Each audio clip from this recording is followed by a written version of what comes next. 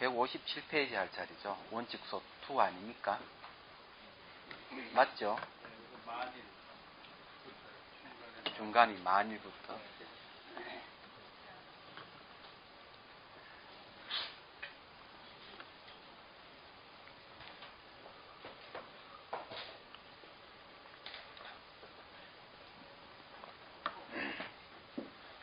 이 차 맛있네요.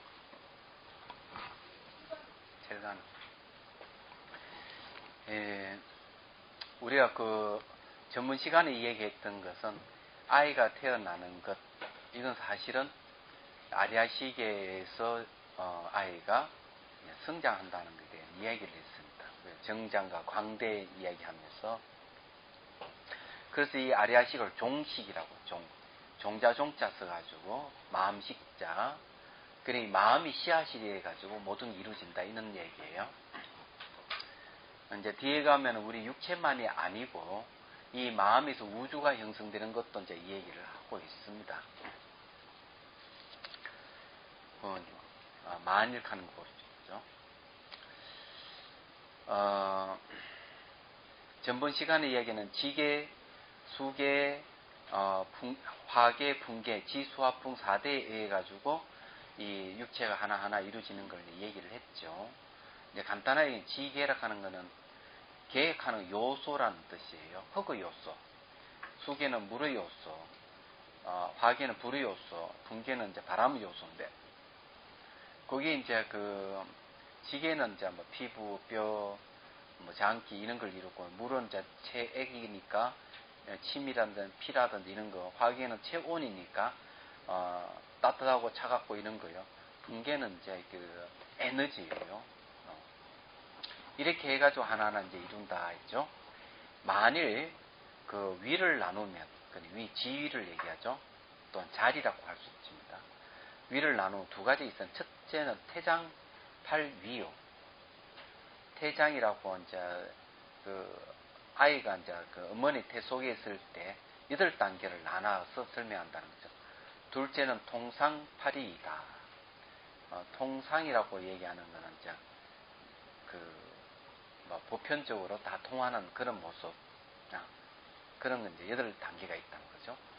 태장팔이라는 이름만 갈라남 등이니, 그러므로 아비달마 잡지론 제6권에 지금부터 근이 점점 생장하는 연기설과 같다라고 하였다. 잡지가 잡지론인지는 잘 모르겠습니다만 좀 비슷해서 하는 얘기인데요. 자, 연기설과 같다 하는 거는, 연기라 하는 건 자, 인연생기를 얘기합니다. 인연생기.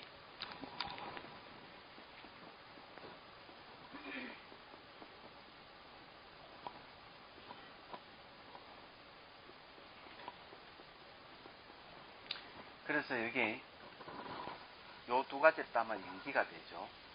그러니까 이건 직접 원인이죠.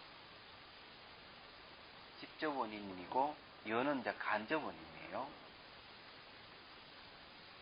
직접 원인과 간접 원인이 만나면은 뭐가 일어나는 거죠. 그래서 이제 처음에는 그 갈라람이라는 게 죽은 거품처럼, 죽의 거품면처럼 그래 끈끈하고 조금 굳어져 있는 상태 같은 상태에서 점점 이제 이렇게 육체가 이제 자라나는 거죠.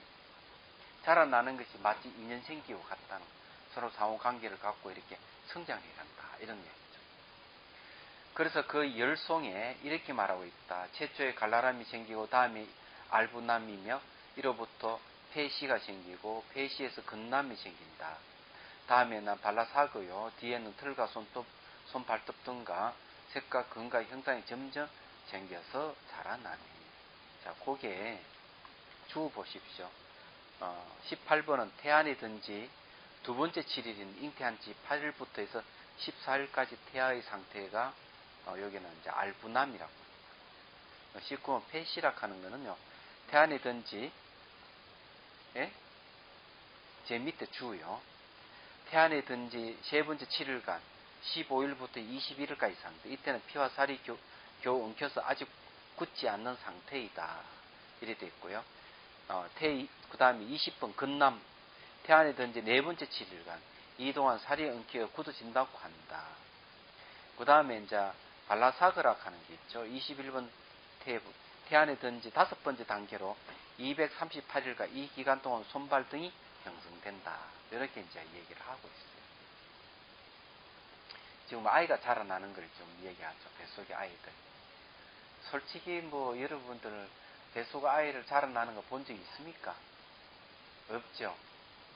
그래서 수행을 해서 심한에 열리면 볼 수가 있습니다.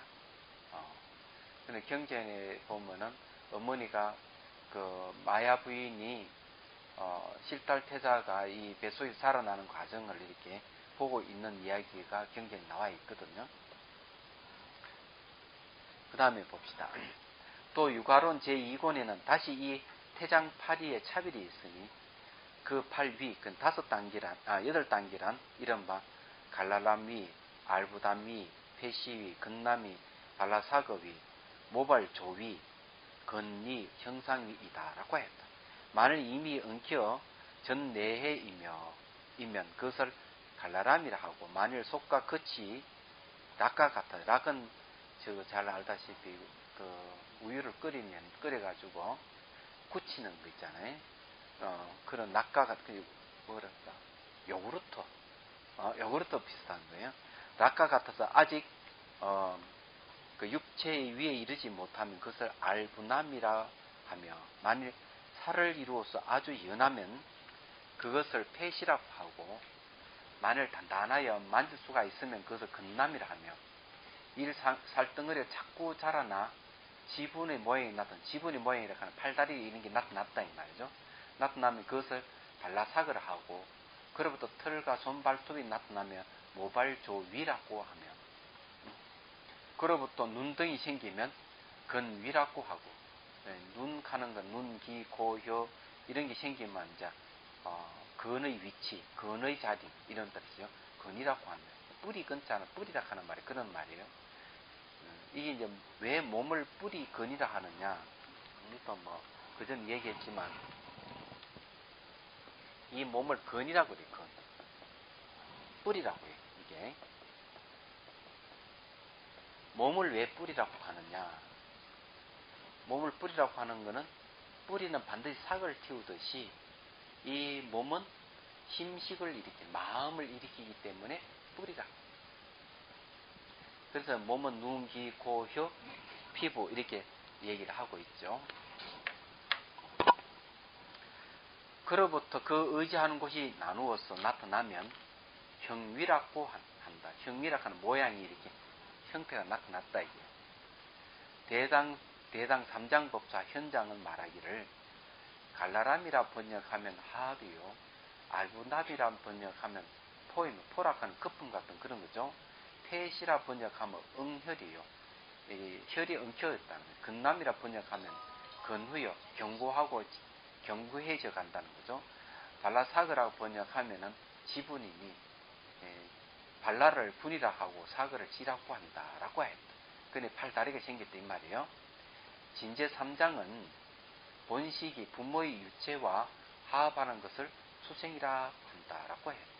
이것도 재밌는 말입니다. 본식은 아리아식입니다. 아리아식이 부모의 유체란 뭔가 하면 요즘 말하면 DNA입니다. 그러니까 본식과 DNA가 결합을 하게 되면은 아이가 태어난다 이런 말입니다. 그전 시간에 제가 얘기를 했죠. 한 번 더 얘기하면요.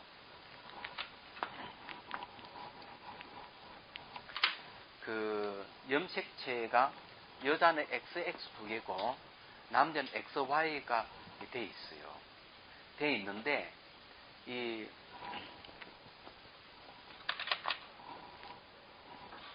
이제 뭐고 요건 부죠. 이렇게 남녀가 이제 결합을 하게 되면은 감수분열이 일어나요. 감수분열이라고 하는 거는 이 XX하고 XY 같이 이렇게 결합하는 게 아닙니다. 딱 반을 잘라가지고 감수분열하는 거죠. 그래서 여기에 어머니에서 오는 X하고 아버지에서 나오는 X하고 둘이 이렇게 딱 만나면 이거는 여자예요. 이야기하자면. 대신에, 그래, 여기 하나씩만 오는 거죠. 하나씩. 근데 하나씩 오니 감수한다는 거죠. 반으로 딱 잘라서 반반씩 오는 거예요. 대신에 이게 이제 오는 것이 X하고 Y가 왔다 이러면은 X하고 Y. 그러면 요거는 남자예요. 그래 XX, XY 이렇게 같이 오는 게 아니고 반반씩 이렇게 해가지고 하나가 합쳐지면서 유전자가 형성되는 거예요. 얘기하면. 이건 생식 유전이라 그럽니다. 그럼 여기서 이 얘기하는 게 이제 그 진제 삼장법사가 하는 이야기예요. 아리아식하고 부모 유체니까 이렇게 여기에 이제 그 아리아식인 본식이라고 했죠. 이게 이렇게 플러스 되면은 이 DNA하고 아리아식 플러스 되면은 이게 이제 생식이라는 거죠. 아니 생식이 수생이 수생. 생을 받는다. 아이가 태어나는 것이죠. 그런데 그 유산하는 경우는 애가 뱃속에 있다 유산을 해버리면은 유산하는 거는 뭔가 하면 이 아리아락하는 마음이 벌써 이게 DNA에 떠나버립니다. 떠나버리면 유산이 되어버립니다. 얘기하자면. 좀 엉뚱한 얘기 좀 하고 갈까요? 유산은 왜 되느냐 하면은 그 아이가 뱃속에 들어섰을 때 부모 그러니까 아버지 쪽하고 어머니 쪽하고 예를 들어 어머니 쪽하고는 강한 인연이 있지만 아버지 쪽하고 인연이 약하면 유산이 됩니다. 반면 아버지 쪽은 인연이 강한데 어머니 쪽 인연이 약하면 유산이 됩니다. 그럼 부모하고 둘 다 인연이 있어야만이 강한 인연이 있으면은 그 아이가 유산이 되지 않고 태어나는 거죠. 얘기하자면은 태어나는데 그 인연이라 하는 것도 두 종류 악연이 있고 선연이 있습니다. 악연이 있고 선연이 있는데 보통 선연은 아이가 뱃속에 이제 자랄 때 어머니를 괴롭히지 않는다 돼 있습니다. 경전에 못된 아이는 어머니만 심장을 이렇게 그 움켜쥐고 이래서 어머니가 자질을 놀라고 이런다는 거죠. 영적으로 뛰어난 아이가 들었었을 때는 그 어머니가 아주 뭔가 마음이 편안하고 집안이 아주 편안하답니다. 영적으로 뛰어나지 않는 아이가 들었을 때는 항상 문제가 생긴다는 거죠. 얘기하자면은. 그래서 인연이 되는 게 악연과 선연이 있는데 이웃집하고 자주 싸우고 하면 그 두 사람은 이제 악연을 맺어 다음 생에 부부 될 연이 많고 부부가 될 가능성이 많고 그래서 싸우는 거예요. 그리고 또 그 집안에 또 태어나는 경우도 있고 여러 가지가 있어요. 근데 여러 가지가 있는데 우선 두 가지 얘기를 할게요. 옛날에 다 한 이야기인데 빨리 3장의 그 주석서에 보면 이제 그런 얘기가 있어요. 이제 형수가 시동생한 눈이 맞은 거야. 눈이 맞아가지고 동침을 내요. 동침을 하고는 형수가 이제 시동생도 하는 말이 남편을 알면 우리 둘 다 죽으니까 남편을 죽입시다. 당신 형님을 죽입시다. 이러니까 동생이 악마 같은 년 이러면 막 욕을 했어요. 두 번째 동침을 할 때는 마음이 동해고 세 번째 동침을 할 때는 이제 이 형님을 죽이기로 결심을 하게 됩니다. 그럼 어떻게 할 것이냐? 내가 큰 나무 밑에다가 새수물을 떠나 놓을 테니까 당신 뒤에 가서 도끼를 들고 있다가 남편이 세수를 할 때 목을 쳐서 죽이십시오. 그렇게 해가 죽여요. 그것까지는 좋아. 그 다음에 이제 문제가 됩니다. 그래가지고 이제 이 형수는 이제 시동생하고 이제 부부가 되어 사는 거야. 이 얘기를 그리고는 이제 이 여자가 이제 방에 누워 있으면은 천장에서 뱀이 하나 뚝 떨어져 배 위에. 이걸 상사뱀이라고 합니다. 그 여자가 이 전생이 남편이구나 생각을 뱀을 죽여버려요.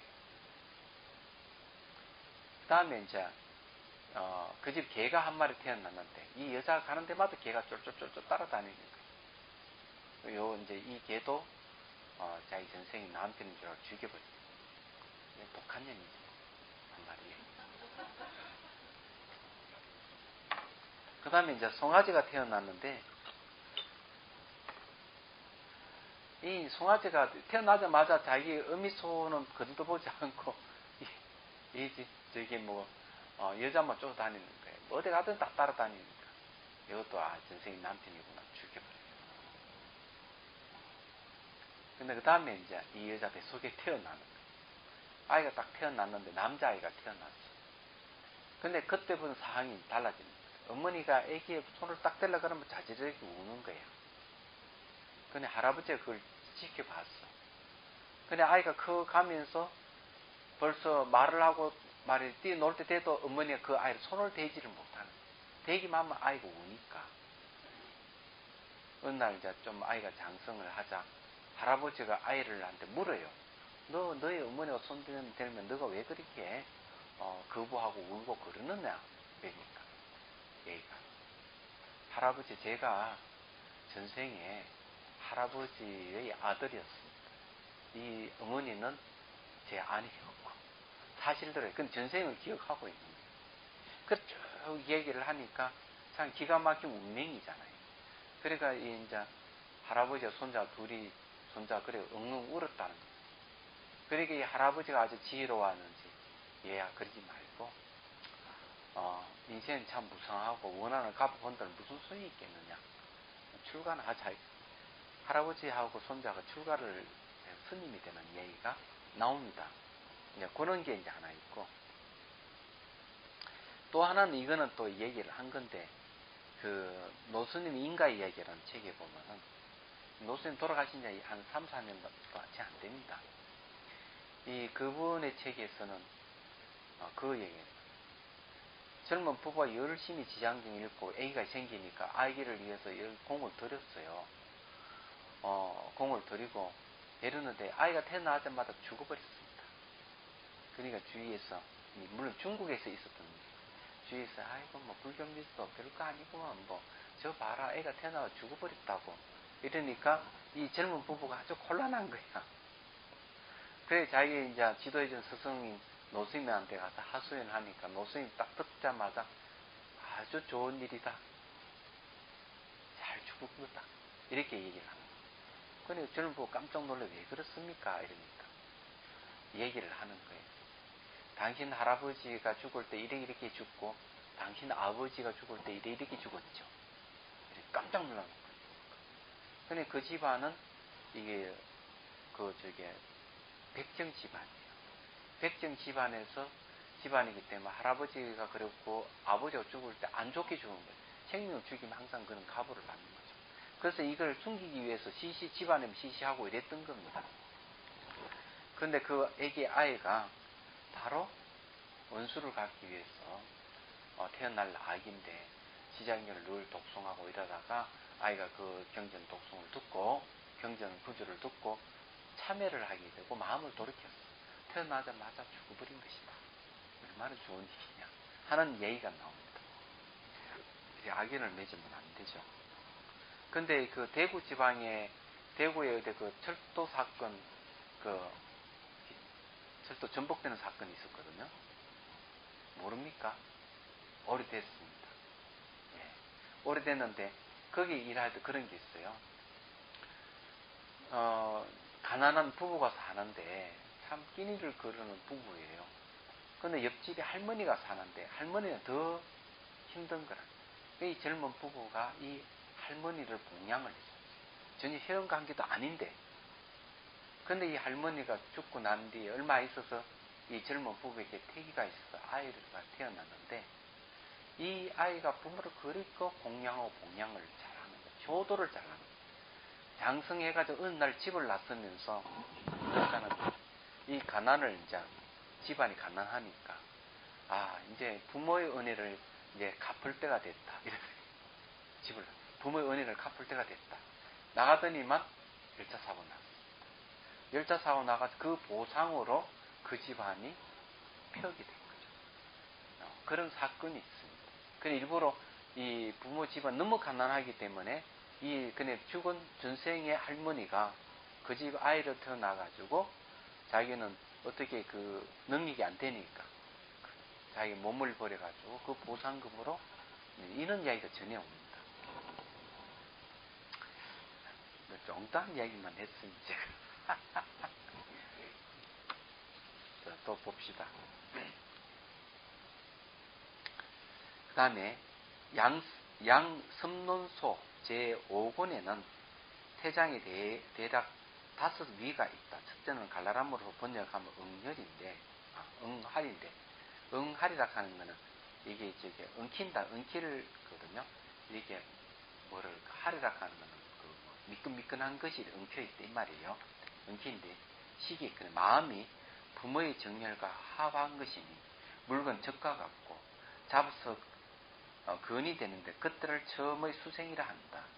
둘째 27일 14일까지이니 알호타라고 하고 번역하여 태결이라고 한다. 처음 한 태결의 응할 속에 있을 때 마치 엉킨 소가 흰 낭류 속에 있는 것과 같다. 이거는 저기 요거로 생각하시면 돼요. 셋째는 37일 21일까지이니 폐시라 하고 번역하면 6단이라 한다. 사내면 위에는 넓고 밑은 좁으며 여자의 면 밑이 넓고 위가 좁으니 살이 조금 연할 때 있다. 넷째는 47일 28일까지이니 가나라고 하고 번역하면 견실이라고 한다. 그때 6단이 그 육체의 그 단단함이 비로소 단단해진다. 다섯째는 57일 35일까지이니 핀나사그라고 하고 번역하면 치질한다. 그때 비로소 머리, 손, 발, 다리 등의 모양이 생기면 바야로 업풍이 불어 업의 바람입니다. 업의 바람이 이렇게 에너지예요. 불어 9가지 구멍이 열리면서 큰 고통의 느낌이 생긴다. 그때 근육, 뼈, 털, 손, 발톱이 생긴다라고 하였다. 이 내용은 전부 다 아이에 대한 얘기입니다. 제대로 오늘 공부를 하네요. 묻는다. 갈라람 등 팔리는 얼마만한 시간을 지내 비로소 음만하게 되는가? 유가론 제2권에 말하기를 태 안에서 38, 7일을 지내면 38 곱하기 7일이네요.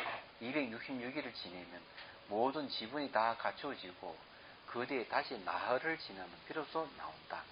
부처님께서 입퇴경에서 널리 쓰라신 것 같다. 이 경지에서 완전히 음만해지면 9개월을 지나거나 혹은 그보다 더 지나 만일 8개월을 지나면 음만이라 하지만 아주 음만한 것은 아니며 만약 7개월이나 6개월을 지나면 음만을 하지 않고 혹은 결감이라고 한다고 말씀하셨다. 이 말은 여러분 알다 칠삭둥이 팔삭둥이 하는 말이 그런 말이에요. 일찍 태어난 거죠. 조산하는 경우를 얘기를 합니다. 오왕경에 태어나는 고통이나 어떤 것인가?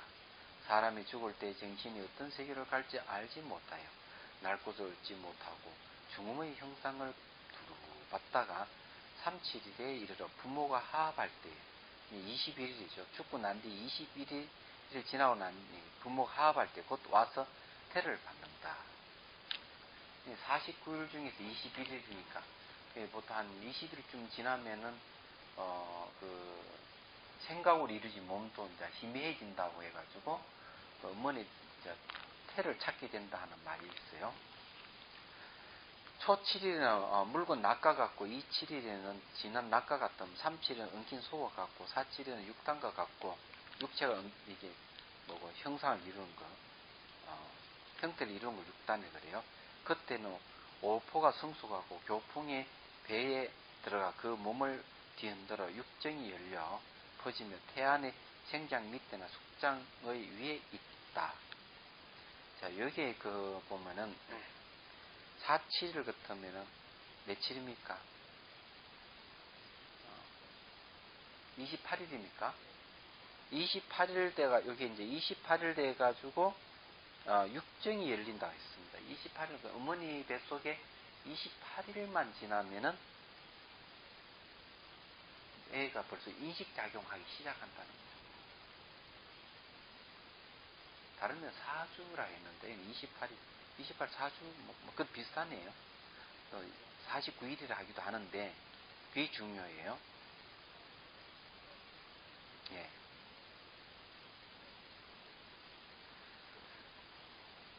어머니가 한 그릇 더운 밥을 먹어 그 몸에 쏟으면 마치 뜨거운 가마솥 안에 들어간 것 같고, 어머니가 한 잔 냉수를 먹으면 찬 어린 몸을 베는 것 같으며, 어머니가 배부를 때는 그 몸을 핍박하기란 돌로 치는 것 같으며, 어머니 너무 배부르고 먹으면 안 된다는 거죠. 혹은 어머니가 배부를 때에는 뱃속에서 마치 거꾸로 달린 것 같아서 무한한 고통을 받는다. 다리 차서 나오려 할 때에는 머리가 산문으로 향하면 돌이 내려와 산을 쪼개는 것처럼 아프고, 나으려 할 때는 부모가 모두 초조하며 자리에 누우려 하며 그 몸이 연하에 몸에 닿는 그 자리가 마치 칼날 같아서 갑자기 큰 소리를 내어 우나니 이것이 그 태어나는 큰 고통이다라고 해야겠다. 그 내변병이라 하는 게 있죠. 내변병. 그 내변병이 어떻게 생기는가 했더니 들어보니까 병원에서 애가 태어날 때 찢기는 애 머리 찢겨 찝어서 빼내는 모양이에요. 그런데 내가 손상을 입어버립니다. 내 손상이 입어버렸을 때 애가 정신은 아무 문제가 없는데 이제 이 사지가 문제에 뒤틀려 있고 비정상적으로 태어나요. 연하니까 몸이. 참 태어나는 게 얼마나 고통스러운지 몰라. 그래서 아이가 태어날 때도 어머니 고생시키지 않고 쑥 태어나야만이 좋은 거야. 얘기하자. 어머니를 고생시키서 태어난 애는 어머니를 고생시킵니다. 얘기하자. 정말에.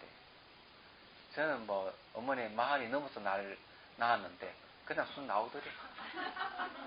고생 없이 그냥.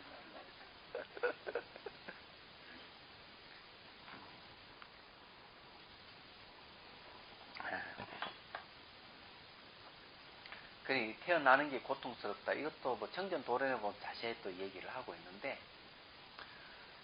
태어나는 게 고통스럽다고 생각한다면 태어나지 않는 게 제일 좋아요. 육도에 어디도 태어나지 않으면 제일 좋은 거예요. 그러려면 수행을, 명상을 해가지고 성인이 경기 들어가 버려야 됩니다. 그러면 이 세상에 태어나는 것은 중생을 구제하기 위해서 태어나는 것 외에는 태어날 일이 없죠. 그러니 경전에 이제 보면 보디사ttva 보살들은 일부러 6대 윤회할 수 있는 조그만 번뇌를 남겨둔대. 그 번뇌의 힘을 빌려가지고 이 세상에 태어난다. 태어나서 중생을 구제한다. 이렇게 때가 되면은 또 갔다가 또 중생 구제할 때가 이르면 또 이제 인간의 몸을 빌려 또 태어나고 이러는 거죠. 얘기하자면. 또 봅시다. 또 대직경 25권에는 어떤 것을 태어나는 고통을 관한다고 하는가? 업의 인연을 따라 부모가 하바의 처음으로 의식을 받나니 가라라일 때는 그 몸이 마치 정력자만 하다. 그때는 들고 나는 숨이 없고 정이 아주 숨이 없다 하는 고요한 상태와 같다는 거죠. 내지 가라라일 때는 6, 7일을 머무르며 6, 7일을 지나면 그것을 안부타라고 하며 그때의 형식은 마치 소리와 같다. 7, 7일을 머무며 가나라 한다니 그때의 형식은 마치 호두껍질과 같다. 탄탄해진다는 거예요. 7, 8일을 56일이죠. 머물면 회시를 하는데 그 형식이 마치 이 암바라 열매와 같고 그때는 그 몸에 5개의 포가 생긴다는 이른바 머리, 손, 발 등이다. 13, 7일에 비로소 배 모양이 생기고 91일인데요.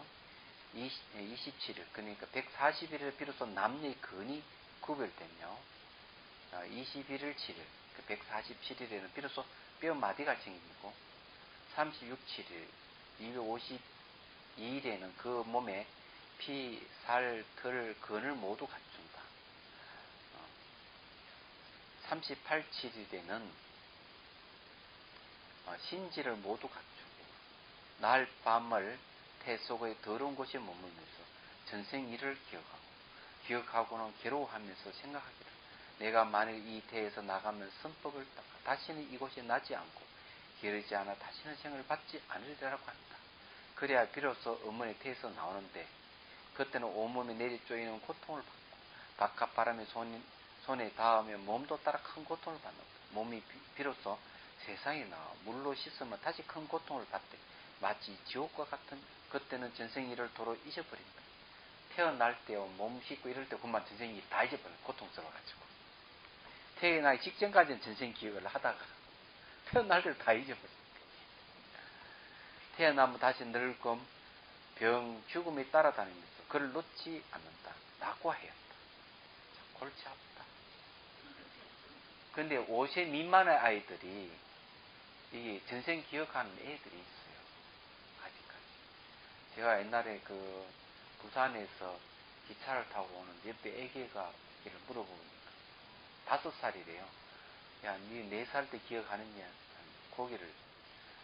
그러면 3살 때, 2살 때, 1살 때까지 고기를 흔들다가 가만히 있다가 얘기를 하는 거예요.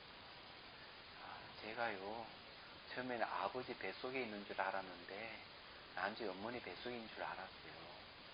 배로 차니까 엄마가 아야 했어요. 어머니 바로 옆에 있는 어머니 깜짝 놀랐네. 이 애는 어머니 뱃속에까지 기억을 하고 있는 거예요. 얘기하자. 그 애는 나보다 나아요. 나는 태어날 때쯤 그때는 기억까지 하고 있어요. 몸을 움직이지 못하는 상태, 누워있는 상태까지는 기억해요. 그러니까 벽지 모양, 그리고 이제 경대 앞에서 뭐 어머니가 머리 손질하는 것, 이런 건 기억하고 있어요.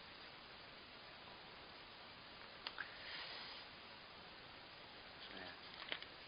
그 다음에 봅시다. 만일 자세히 분별하면 해탈도론 제7권과도 이태경의 말과 같다. 그 지금 이 전생 문제는 아마 맞을 거예요. 미국의 무슨 대학이더라. 그 대학에서 출간한 책이 있는 전생을 기억하는 아이들에게 상학원으로 나온 책이 있어요. 있는데 그게 그때 어디서 냈더라. 장경각이라 하는 출판사에서 그 책을 낸 걸 알고 있는데. 그래서 거기에는 이제 그 대학에서 전담반을 꾸려가지고 전 세계에 전생을 기억하는 아이들을 전부 다 수집해가지고 그 책을 엮어낸 겁니다. 이제 간혹 보면은 이제 전생을 기억하는 사람들이 있죠. 근데 이건 왜 큰 사건이냐 하면은 현재 뇌과학에서 얘기하는 거는 뇌 세포의 운동성에서 생각이 일어난다고 이렇게 얘기를 하는데, 그럼 사람이 죽으면 세포가 죽어버렸을 때는 생각도 죽고 마음도 같이 죽고 없어진다는 거죠. 그럼 사람 죽으면은 다 끝나버린다는 얘기죠. 그런데 새로 태어나는 아이들 중에서 전생을 기억하는 아이들이 있다면은 이 이제 뇌과학에서 설명할 수 없는 부분이죠. 이 부분은 얘기하자. 그 뇌라고 하는 것이 우리 의식 인식하는 거하고는 상당히 구분이 되는 게 어떤 걸 지적할 수 있는가 하면은 몸이 아주 고통스러울 때 이 뇌에서 이 두뇌에서 말이죠. 두뇌에서 어떤 부위에 통증을 감지하는 부분에 반응을 보여요. 그럼 내가 아팠어도 그 부위에 반응을 보이는데 다른 사람 아프는 거 보고 자기 마음이 아프도 그 부분이 뇌 부분에 반응을 보인다는 거죠. 이 두뇌라 하는 거는 내가 아프거나 다른 사람 아픈 걸 구분을 하지를 못한다는 거죠.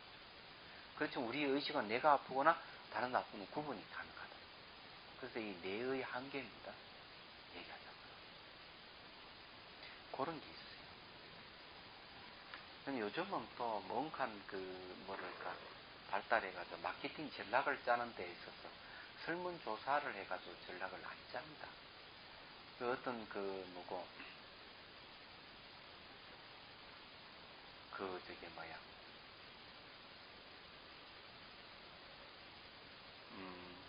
여성 잡지를 하나 펴내는데 설문조사를 다 돌린 거라.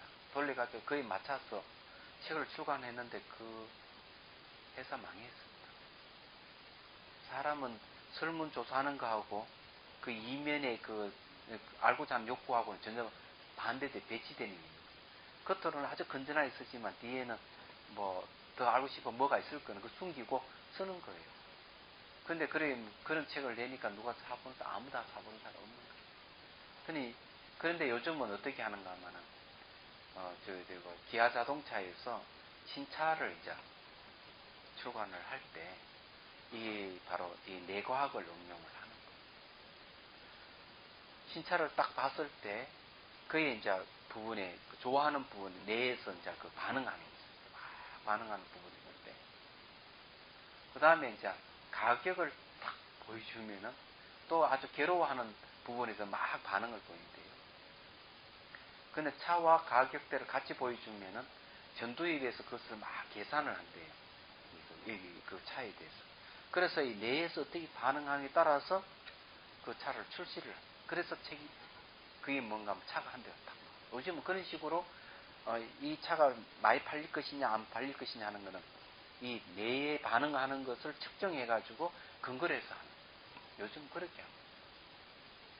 심지어는 알고 보니까 백화점에 물건을 갖다가 이게 어디에 두느냐, 저 구석에 두는 게 있고 앞에 내다 두는 게 있고 눈에 바로 보이는 데 두는 게 있고 이런 게 다 있더라고요. 그게 뭔가 하면은 구매력을 끌기 위해서 그런 걸 조사를 해가지고 참 놀랬습니다. 그냥 물건 파는 게 아니더라고요. 얘기하셨다가. 우리도 여기 안에 있는 물건 좀 배치를 새로 할 필요가 좀 있을 것 같아요. 자, 또 봅시다. 만일 자세히 분별하면 제7공과 또 이태경의 말과 같다. 통상적인 팔이란 다음의 유가론 제2공과 같다. 어떤 것을 팔리라 하는 거. 이른바 첫태위. 태에 처해했다는 첫태위는 출생위, 태어난다는 거죠. 영해위, 아예위. 동자위, 아이가 좀 자랐다는 거. 소년위, 동자에서 이제 소년위 같으면 18살 이쯤 되겠죠. 중년위, 나이가 이제 중년위 같으면 40세. 노년위, 한 60세. 모숙이 한 80세 되겠죠. 이다. 첫해이라 이른바 갈라남등이요. 출생이라 이른바 그로부터 모숙이까지이며, 영해위라 이른바 걸어 다니며 장난할 수 없을 때요. 동장위라 그렇게 할 수 있을 때이며, 소년위라 육진을 수용할 수 있을 때부터 육진이라고 얘기하는 건 아까 경계를 인식하고 좋아하고 싫어하는 마음을 내는 걸 얘기한다. 할 때부터 30세까지요. 중년이란 이 위에서 50세까지며 노년이라 이 위에서 70세까지면 이 이상을 모숙위라 한다.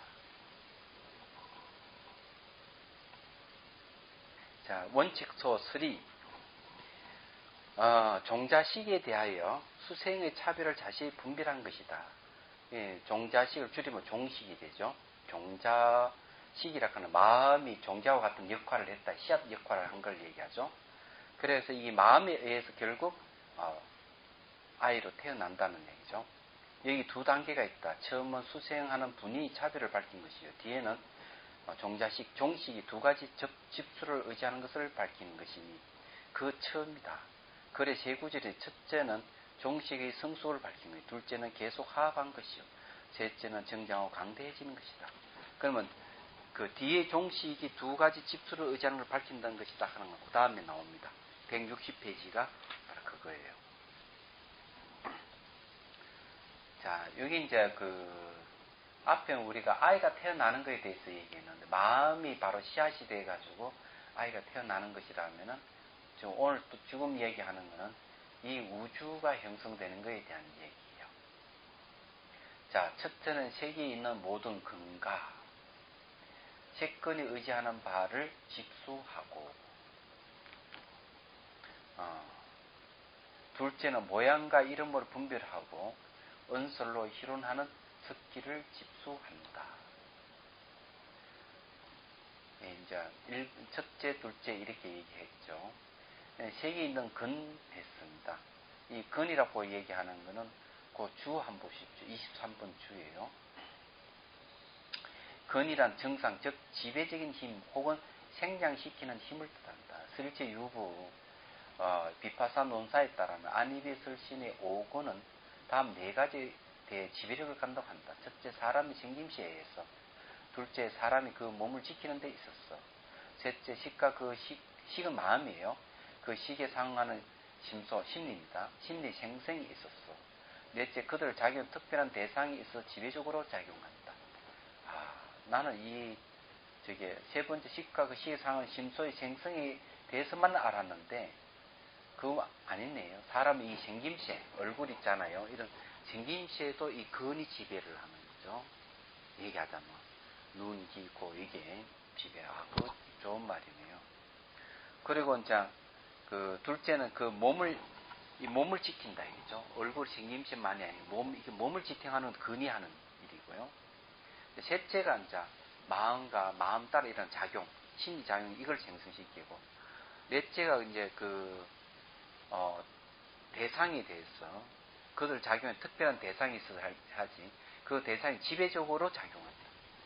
지배적으로 작용한다 하는 그 대상에 집착을 한다든지 가지고 싶다든지 이런 얘기를 해요. 말하자면. 근데 근이라 하는 게 재밌네요. 근데 이 근은 감각기관 또는 감각기능으로 물질적인 요소의 생리체이므로 오색근이라고 하며 또 단순히 오근이라고 약칭한다. 안등은 눈, 귀, 코, 혀 이걸 얘기합니다.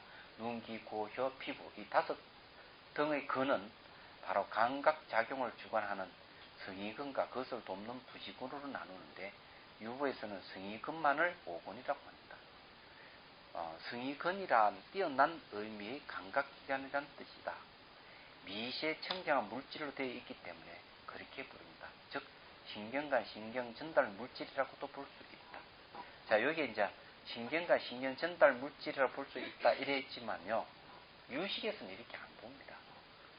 유식에서는 성의근 가는 것은 종자에서 나온 것이다. 종자 발현이다 이래 봅니다.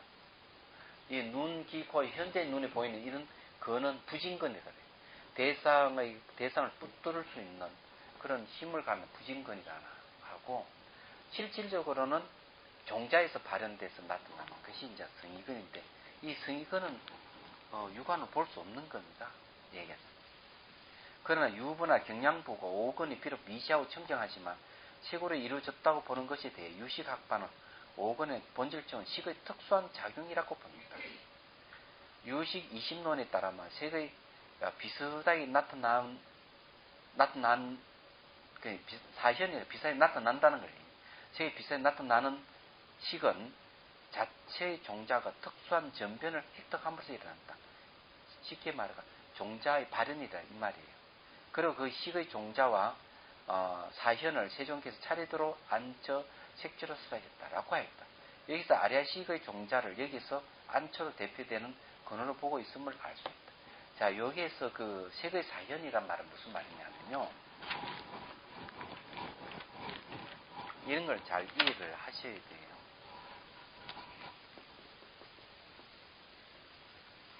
식이 이제 어떤 식으로 나타나는가 하면은 색의 모습은 물질적 모습으로 나타나는 거예요. 이건 실질적으로 이 색도 식입니다. 마음입니다. 근데 이는 마음이 물질 형상으로 나타나는 걸 사현이라고 합니다.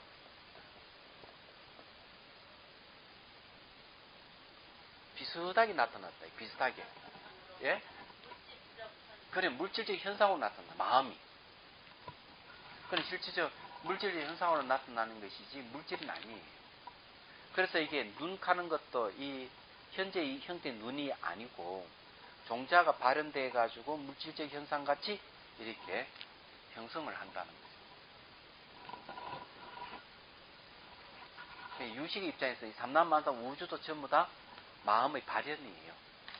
그래, 마치 객관에서 나타나는 것은 마음이 마치 이 객관계 같이 나타났을 뿐이지, 원효스님 말씀만 맞다나 우리는 사물을 인식을 하지만은 그 사물이라 하는 것은 내 밖에 따로 있는 것이 아니고 내 마음이 바로 사물화돼서 나타난 것이다.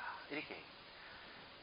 그래서 결국 마음이 마음을 인식하는 것이지 마음이 사물을 인식하는 것이 아니다 하고 원효스님께서 말씀하셨습니다. 그런데 이런 거는 요즘 과학자들이 말하는 것과 거의 같습니다. 과학자들 우주는 생각이다 이래버립니다. 우주는 그런 생각이다. 실제로 눈에 보이는 이런 거는요, 물질을 우리가 생각하지만은 이거는 원자 수준에서 봤던 모양 색깔이 없는 세계입니다. 그리 이제 파장이 눈을 통해 들어올 때 그 파장을 모양의 색깔로 이렇게 전용시켜 가지고 보는 거예요, 우리가. 그래서 모양의 색깔이 있는 같이 이렇게 보고 있을 뿐이에요. 실제는 모양의 색깔이 없다고 얘기하는 과학자들. 근데 이런 걸 이제 잘 논의한 것이 뭔가 하면은 장중론 같은 거, 관소 연연론 같은 그 논수에 그렇게 얘기를 하고 있어요. 실제로 내 밖에 대상이 있다고 하려면은 두 가지 조건을 갖춰야 된다고 했어요. 대상이 있다. 예를 들어가 뭐 컵이란 대상이 있다면 이 대상이 이게 하려면 두 가지 조건이 있어야 된다고 이렇게 하는데, 이 하나는 이제 뭔가 하면은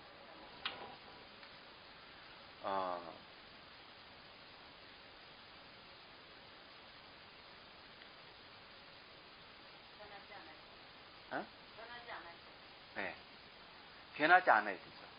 이게. 그러니까 변하지 않아야 된다. 두 번째는 관계를 떠나야 된다. 이 두 번째. 근데 우리가 사물을 딱 인식하고 있다면 이거는 우리하고 관계를 갖고 되는 거죠. 관계를 가지고 있으면 변하는 겁니다. 변하기 때문에 변하지 않는다 하는 조건에는 어긋나버립니다.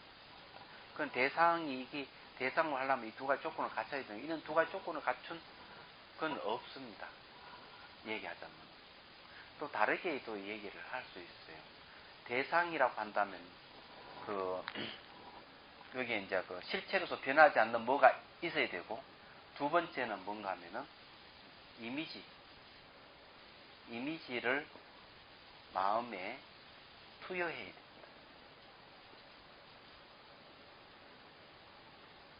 이 변하지 않는 걸 갖다 원자라고 얘기해요. 원자라고 얘기하는데, 그러면 이 원자가 모여가지고 형상을 이룬다. 원자가 여러 개 모여 형상을 이루기 때문에 그 대상이 우리 마음에 이미지를 탁 이렇게 투여한다는 거죠. 그래, 예를 들어서 이게 이제 사장 같으면 수천 수만 개의 원자가 이루어져 모양을 이룬다 이래 보는 겁니다. 이렇게 이제 보는 게 이제 대체적으로 이제 얘기하면 뭐 설지유부라든지 그렇게 얘기하는데, 유식에서는 어떻게 하면은 이 원자라 하는 것은 눈에 볼 수 없는 것이다. 눈에 보이지 않는데, 눈에 보이지 않는 게 수천 수만 개 모여본들 눈에 보이겠느냐 이게. 눈에 보이지 않는데 어떻게 이 모양을 이루어가지고 이미지 투여하겠느냐. 그러니까 이 변하지 않는 원자가 파기돼 버리면, 원자가 모여서 이미지를 이룬다 하는 두 번째 조건도 파기돼 버립니다. 그러면 이 대상은 그다음에 우리 밖에 있다 하는 대상이 부정돼 버립니다. 내 밖에 따로 있다 하고 생각되는 이 대상이 부정되는데, 근데 왜 우리가 사물을 인식하고 있느냐 하는 문제가 대두됩니다. 그래, 이걸 갖다가 유식에서 이렇게 설명을 하죠.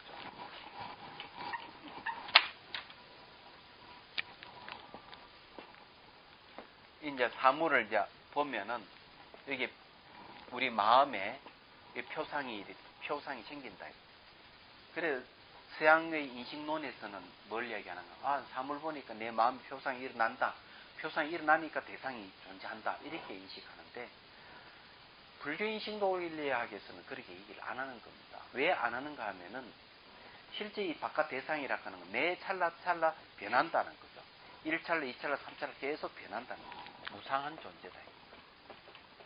순간순간 변한다. 그런데 마음이 일어난 표상은 변하지 않는다.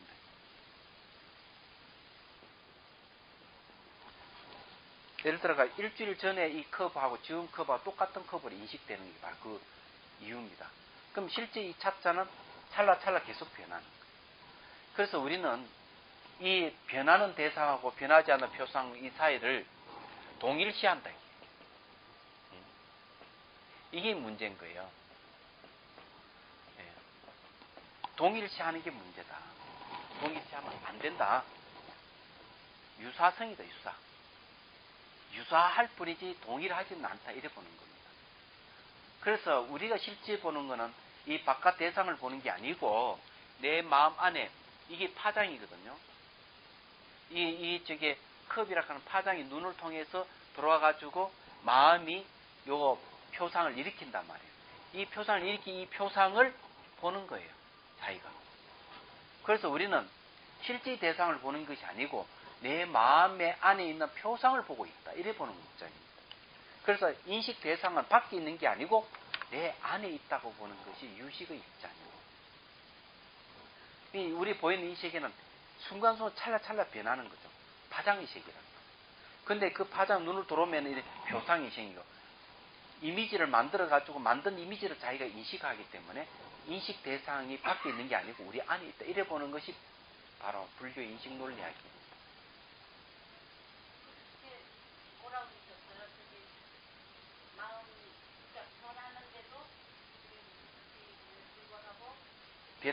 변하지 않게 보는 것. 요것이 일주일 전이나 일주일 후에나 요 모양이 어디로 보이는 것은 우리 표상을 보고 있는 것이지 바깥 대상을 보고 있는 게 아니다 이 말이에요. 그 말씀은 알겠는데요. 그러니까 표상이 안 변한다 이게 표상이. 예. 이 실제 대상 매 순간 변하지만은 마음속에 안에 들어있는 표상은 안 변하는 맨 그 모양 그대로인 거라. 왜냐면 그걸 유지를 하는 거를 까라마 업이라고 얘기합니다.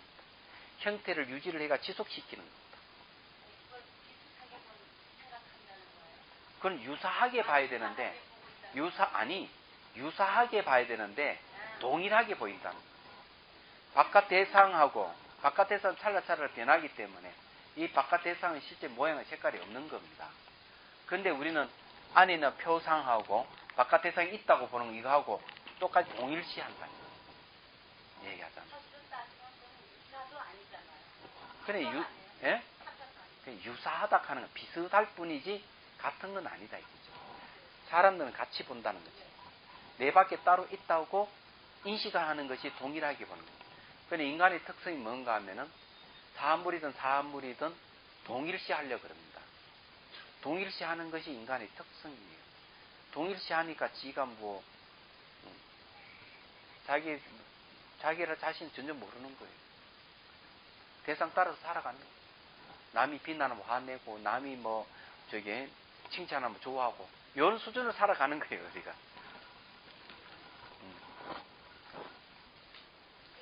그거를 착각이라고 하면 안 되나요? 착각이죠. 예. 거기 이제, 색이 모든 근가, 색이 있는 모든 근가는 거는 육체를 얘기를 하는 거고요. 그 다음에 색근이 의지하는 바를 집수하고 놓고 24에 보십시오. 수에 의해 이름을 일간 것이니 숫자를 얘기합니다. 이른바 수생이다. 여기에서 이숙식은 두 가지를 집수하여 소연의 경계를 잡는 것. 첫째는 오건과 오건이 의지하는 빛깔, 냄새, 맛, 촉감을 집수하여 의지로 삼는 것이다. 집수라가 딱 잡아서 받아들인다 이거죠. 둘째는 모양과 이름을 분별하는 집수하는 것이다. 성유식론 제2권에는 아리아식의 소연은 대상이에요. 아리아식이 반연할 수 있는 그 대상에는 세 가지가 있다. 첫째는 기세관이요, 둘째는 유료종이며, 셋째는 유신근이다. 기세관카는 우리 자연경 우주를 얘기하는 거고요. 유료종이라 하는 아리아식 속에 들어가 있는 종자를 얘기해요. 유신근이니까 우리 몸을 이야기합니다. 아리아식은 인연의 힘으로 자체가 생길 때는 안으로는 종자와 유근의 몸으로 변하고 밖으로는 기세관으로 변한다니 변하는 바 그것을 자소연을 삼으며 스스로가 연하는 바 대상을 삼는다는 거죠. 삼으며 행상이 행하는 모습이 그것을 짓고 일어나기 때문이다 라고 했다. 여기서 말하는 집수의 뜻은 능집수, 능이 집차해서 받아들이는 것이니 오은과 그 의지하는 바를 집수하여 무너지지 않게 하여 제 소위 자기의 어떤 의지하는 바를 삼으며 종자를 습수하여서는 제 소유를 삼나니 돈 소유라고도 합니다. 이 원칙소 3에 이것도 원칙소에서 나오는 이야기인데 원척 스님이 말씀하신 내용들 하자면은 그 종자와 유근의 몸으로 변하고 밖으로는 기세관으로 변한다. 기시간, 우주로 변한다. 그러니까 아리아식이 뭘로 변하는가 하면은 자기 몸으로 변하고 종자로 변하고 그다음에 이 삼란만성 우주로 변하는 거예요. 그러면 삼란만성 우주가 아리아식이라는 거예요. 그러면 이해가 됩니까? 얘기하죠. 근데 채권이 의지하는 바락하는 채권이 뭡니까? 이게 우리 육체가 어디 의지합니까? 이 환경을 의지하잖아요. 환경 기시간입니다. 근데 쉽게 얘기하자면은요, 자기 육체를, 아리아식이 육체를 만들어가 육체에 의지하고, 아리아식이 우주를 만들어 놓고 우주에 의지한다. 이렇게 보시면 돼요. 그 이야기는 이제 다음 시간에 얘기하겠습니다. 161페이지 이제 고에 보면 그게 나옵니다. 나오니까, 이건 다음 시간에 제2번 해석할 때 또 얘기하고, 그렇게 하겠습니다. 질문 있으면 하십시오.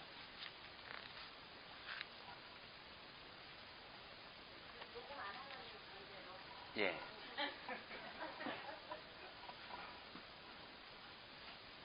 이 머리로 이해하고 해도 실행을 못하면 생각에 소용이 없잖아요. 그렇죠.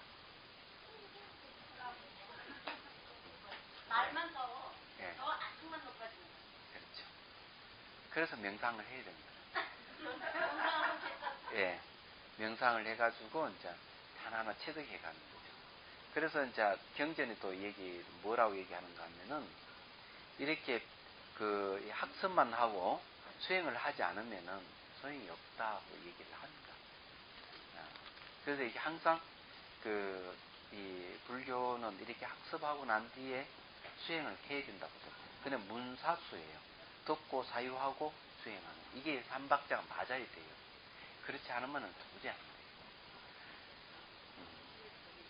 시험관 아기 같은 경우도 이제 공부하다 보니까 굉장히 문제가 이 시험관 악이 가능한 게 뭔가 하면은 생각을 해 보십시오. 그것이 가능한 이유가 있는 거예요. 자, 아기가 어머니 뱃속에 들어오는 거는 그만한 조건이 돼서 들어오는 거잖아요. 그죠? 조건이 되어야 되는데, 시험관도 그런 조건 되니까 배태가 가능한 거예요. 얘기하자면. 뭐든지 인연이 되면 가능한 겁니다. 아기가 들어설 수 있는 인연이 되니까 가능. 그래서 이게 난자와 정자를 이렇게 해가지고, 유인자를가 이게 형성시켜 그것을 다시 어머니 뱃속에 넣어가지고 키우잖아요. 근데 환경만 조성이 되면 언제든지 가능한 거예요. 가능한 하겠지만은 너무 인위적인 어떤 부분이 있다. 인위적이라도 조건이 맞으면 태어난다는 거예요. 그래 인연의 법에서 안 벗어나는 겁니다. 그것도. 그래 그게 무서운 것이죠. 그리고 그 아이는 좀 문제가 있으니까 여러 가지 뭐 아이가 문제가 있거나 없거나 조건이 되면 태어난다는 것은 마찬가지예요. 그러면 그렇기 때문에 최적의 조건이 뭐냐 이기죠. 최적의 조건은 뭔가 시험관 아기가 아니란 얘기죠. 최적의 인간으로서 최적의 조건은 어머니 뱃속에서 태어나는 것, 시험관 아기가 아니라는 데 있는 것이죠. 어쨌든 악조건이 또 조건이 맞으면 태어나게 돼 있는 거예요. 이게 무서운 것이죠. 근데 이제 오늘 얘기한 거는 내용은 간단하게 얘기하자면은 결국 아리아락하는 마음에 의해서 우리가 태어나는 아기가 아리아 시기에 의해서 육체 형성하고 유전인자와 근데 DNA와 아리아 시기 결합을 해가지고 육체를 이루는 거. 그리고 뿐만 아니라 이제 건을 이루는 거. 건을 다시 의지하는 게 아리아 시기고 나아가 이 삼란만상 우주도 아리아 시기 만들어 놓고 자기가 또 의지를 합니다. 그건 다음 시간에 또 얘기를 하겠는데 결국 오늘 얘기하는 결론이 뭐냐면 아리아락하는 마음이 근원이다는 얘기예요. 마음에서 이루어진다는 거죠. 한 번은 이제 이것만 이야기가 마칠게요. 3, 4년 전에 이건 한번 얘기한 건데 군 상담 프로그램에 참여를 해가지고 이제 토론을 하게 됐는데 하필이면은 목사, 신부, 수녀 이런 분들하고 스님들하고 같이 이제 분과 토론을 하게 됐어요. 심리 치료 문제니까 심리 문제는 내가 좀 심리를 안다고 좀 주줄주줄 얘기했더니만 목사님 한 분이 좀 비가 틀렸던지 나한테 한마디를 하더라고. 마음요, 마음은 영성의 한 부분이죠. 딱 이렇게 얘기하는 거예요. 마음요, 마음은 영성의 한 부분이죠. 딱 이렇게 얘기하는, 이게 재밌는 말이에요. 근데 제가 그 임자를 잘못 만났어요. 사실은 딱 걸린 거예요. 왜 그런가 하면은 크리스찬 아카데미에 가서 불교와 영성이라고 하는 주제로 7개 종단의 선직자를 대상으로 제가 강연을 했습니다. 그 비디오가 있어요. 예. 아니 뭐 언제든지 저기 전화하면 보내줍니다. 옛날 비디오 강연한 게. 그래가 영성에 대해서도 제가 공부를 좀 했습니다. 신부님에게 또 묻고. 그냥 불교에서 보는 영성하고 기독교에서 보는 영성이 다릅니다. 그냥 그 말뜻은 뭔가 하면은 영성이라 하는 성령을 받아들이는 마음이라는 얘기입니다. 피조물이라는 뜻이에요. 그 마음은 피조물에 속하기 때문에 별 볼일 없다 이런 소리입니다. 한마디로 얘기하자. 그래서 제가 바로 물었어요. 하나님이 이 우주를 창조하셨다는데 알고 창조하셨습니까? 모르고 창조하셨습니까? 이러니까 그 목사님이 하는 말, 아니 하나님 모르고 어떻게 창조를 하느냐, 알고 창조했죠. 딱 그렇게 얘기하는 거예요. 이게 낚싯밥입니다. 그리고는 제가 딱 질문을 또 했어요. 목사님, 마음의 특성이 무엇인 줄 아십니까? 딱 이러니까 아무 말을 못하는. 왜냐하면 기독교는 마음 공부가 없습니다. 신에 대한 공부는 많이 하더라도 당연히 대답 못하는 건 당연한 겁니다. 그래서 내가 친절하게 얘기해 줬어요. 마음의 특성은 아는 것이 그 마음의 특성입니다. 그러고는 하나님 속성이 뭡니까? 이러니까 자식이 다 조용해져 버렸습니다. 하나님의 속성이 바로 알미거든, 마음이거든. 하나님이 안다 하는 마음이 없으면 우주를 창조 못한다는 얘기예요. 그 이야기입니다. 그런데 기독교에서의 창조주는 하나님이지만 불교의 창조주도 있어요. 불교에도. 처음 들어보시죠? 하엄경에 보면은 불교의 창조주는 마음이라고 얘기를 하고 있어요. 마음이 모든 걸 만든다. 예, 그게 이제 그 약인용료지 삼시일칠부 은강법계성 일체유심조 하는 말이 그런 얘기예요. 약인용료지 삼시일칠부 만약에 삼세의 모든 부처님을 알고자 하는가? 응당이 법계가 그 은강법계성 응당이 법계 성품을 가나라. 그것이 전부 다 마음이 만드는 것인 줄을 알게 된다. 이걸 얘기를 하고 있거든요. 그 실제적으로는 하은경에서는 우주를 만드는 주체자 누군가 비로자나 부처님이에요. 비로자나 보살이 수많은 세월 동안에 이 이제 우주를 만들어내는데 20층, 청리 20층을 한 세트로 해가지고 중중무진을 마치 꽃잎이 중첩되듯이 쫙 만들어내요. 몇 페이지를 거쳐서 얘기를 합니다. 그 중에서 이 지구도 한 20층 중에서 13번째 행성에 속하고 돼 있고, 지구를 얘기할 때 그 용꽃이 있잖아요. 용꽃이 약간 기울어진 모습으로 묘사하고 있어요. 마치 지구가 약간 기울어진 거하고 똑같아요. 거기 가서 삽니다. 그래가지고는 다 만들어 놓고 비로자나 부처님이 되시거든요. 비로자나 부처님이 되시는데, 이 얘기를 하자면 비로자나 부처님은 법신부리예요. 서가모니 부처님 본신이 비로자나 부처님인데 삼남만상 우주가 그냥 비로자나 부처라고 얘기해요. 그래 표현을 어떻게 하는가 하면 털구멍 안에 비로자나 부처님 털구멍 안에 삼천대천 세계가 있다. 그럼 삼천대천 세계 얼마나 큰 세계냐 이러니까 3천이니까 1천 같은 우리 하늘이 있는 태양계 하나예요. 이것이 1000개 모이면 소천이 되고 소천이 모이면 중천이, 중천이 모이면 대천이 되는데 1000개가 모이면은 이걸 수학적으로 계산해보니 태양계가 10억 개 태양계가 한 구원을 이루는 게 삼천대천세계예요. 비로자나 부처님 털구멍 안에 10억 개 태양계가 존재한다는 얘기죠. 묘사를 그렇게 하고 있어요. 얘기하자면. 근데 상상할 수 없는 얘기인데, 그럼 도대체 비로자나 부처님 누구냐 이거지. 그러니 비로자나 부처님 이 우주를 만든 소위를 얘기합니다. 소위를 얘기하는데 내용은 뭔가 하면 결국 중생구제에 있어요. 이 우리가 살고 있는 이 사바세계도 비로자나 부처님께서 만든 세계 중에 하나예요. 인간으로 태어나는 것 자체가 비로자나 부처님의 그 원력에서 태어난 존재입니다. 얘기하는. 그럼 이 만들어진 세계는 뭘로 이루어졌느냐 이러니까 딱 두 가지를 얘기합니다. 바로 빛과 빛. 이루어진 게 빛. 그 다음에 부처님 음성. 근데 빛하고 음성은 공통점이 있죠. 파장입니다. 이걸 얘기를 하고 있는데 상상할 수 없는 얘기를 하고 있어요. 근데 놀라운 것은 또 있어요. 우리 중생들도 세계를 만들어요. 네. 중생들을 만드는데 구사론에서는 중생의 업의 바람이 불면은 업이 어떻게 바람이 부느냐? 타원형으로 분대요. 예, 타원형을 불어가지고 하나의 세계를 형성한다. 이렇게 되어 있습니다. 요즘 과학하고 거의 비슷해요. 그런데 이 중생들이 만드는 세계는 암흑 것 같아서 비참하기 이를 데가 없다. 그래서 이게 보디사트바 깨달은 자들이 또 세계를 만드는데 이 세계를 만들어가지고 중생들을 세계를 밝은 돌에 이주시켜가지고 이네들을 깨달음에 이끈다. 이렇게 얘기를 하고 있습니다. 얘기하죠. 거기 하은경 세계 선치품에 나온.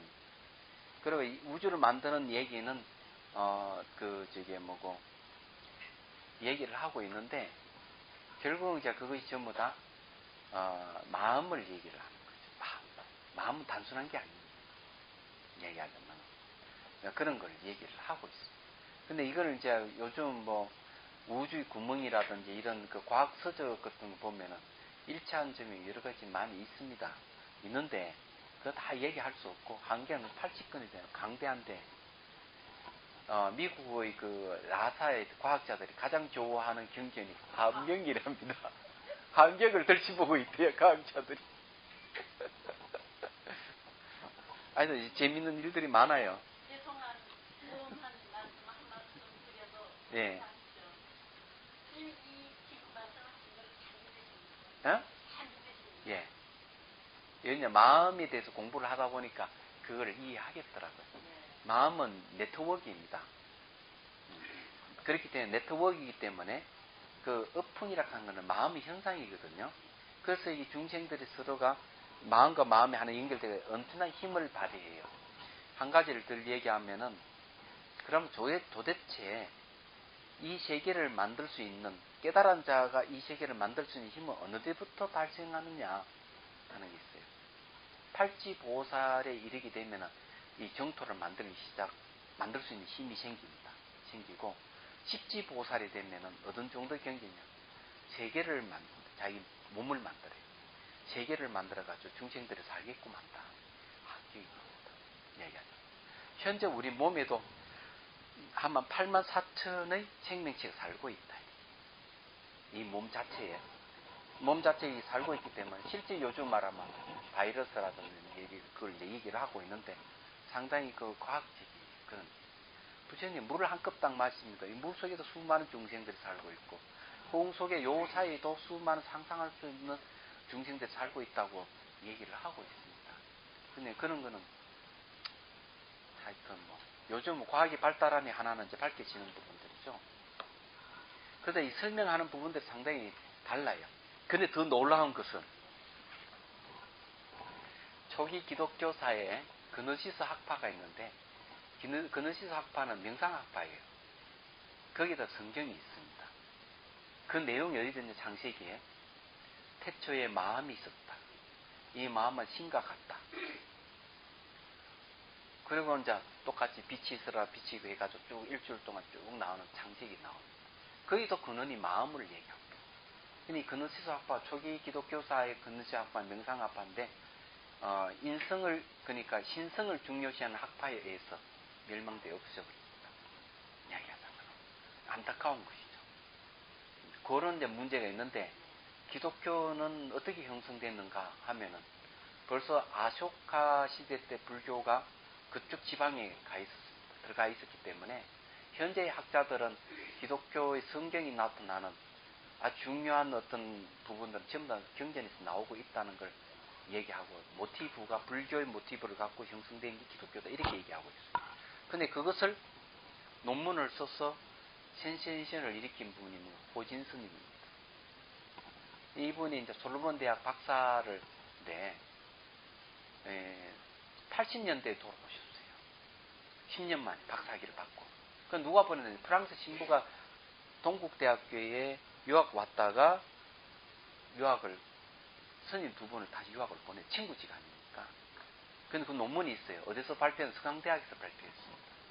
서강대학에서 발표를 했는데 성경 속에 신약 성서서에 나오는 아주 중요한 부분은 경전 얻어얻는 부분이 나온다 하는 건 전부 증거를 다 대서 발표를 했어요. 근데 개신교에서 펄쩍 난리가 났습니다. 아니라고. 근데 가톨릭에서는 침묵을 지켰습니다. 그런 것만이에요. 또 있어요. 제가 서울에 불일 서점이 있을까 한번 갔었는데 지금은 이제 바뀌었지만은 현장 선생님이 달력을 하나 보여줘요. 바티칸에서 발행한 달력이다. 이게. 예.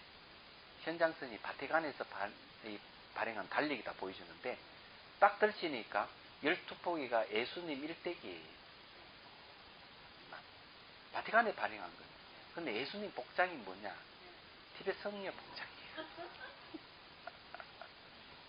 근데 이것을 누가 저게 그 책에다가 실은 분이 있는데, 뭐더라? 번역을 많이 하신 유시화 씨가 그걸 한번 실은 적이 있는데, 근데 그 달력이 분실됐습니다. 있겠죠. 어디가 있을 겁니다, 이게.